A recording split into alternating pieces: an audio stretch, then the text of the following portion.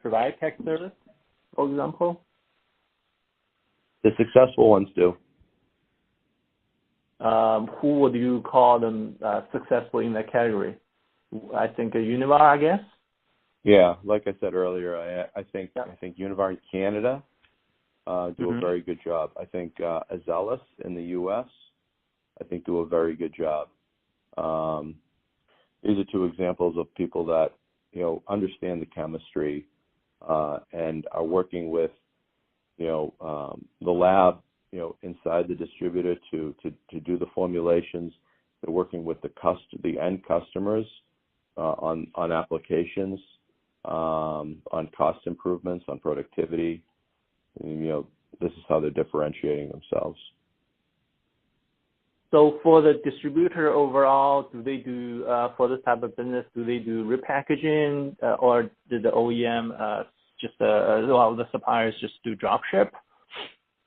It depends on the margin. I mean, if and in a lot of cases, some of the OEMs are private labeling, drums and things like that, for the distributors because they're moving a fair amount of volume.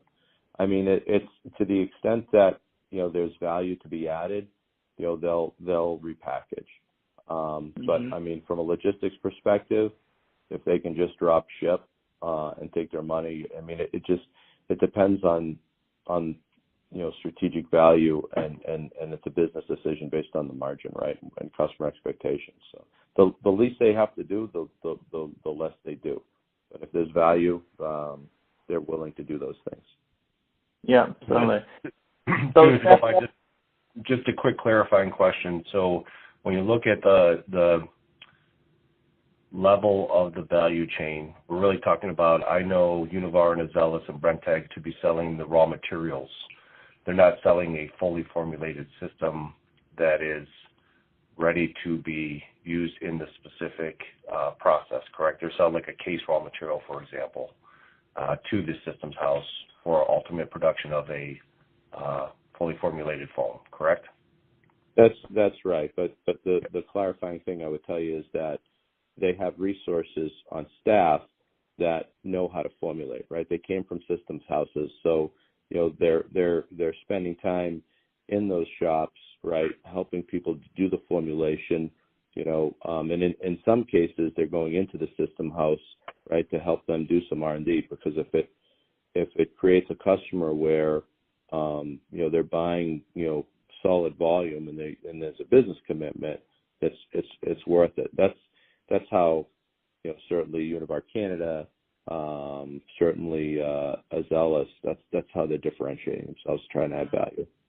Yeah, they're calling on those systems houses who are ultimately making the formulated system, as opposed to a supplier making a formulated system and selling it through a distributor. That's right. Yeah. Okay. So they're more like a raw material distributor instead of a formulated system distributor. That's right. In these cases. That's right. Okay. So the successful raw material suppliers, understand systems, right? They understand formulations, they understand the dynamics, and can provide assistance there, right?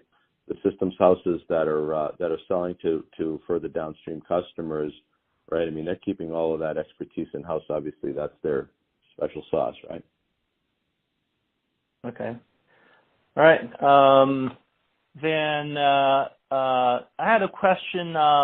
The kind of a kit foam, kind of a patch foam in that area. So these are kind of a smaller packaging, just one-time use kind of thing. Is that for in terms of market size? Do you have a sense how much it is and how much would be in Canada? Chris? I don't, but so certainly it's higher value. So like the ester foams, the black foams, right? So a lot of the foamers, like the Dom foam up in Canada, so they'll make buns of these ester foams. They're very rigid, and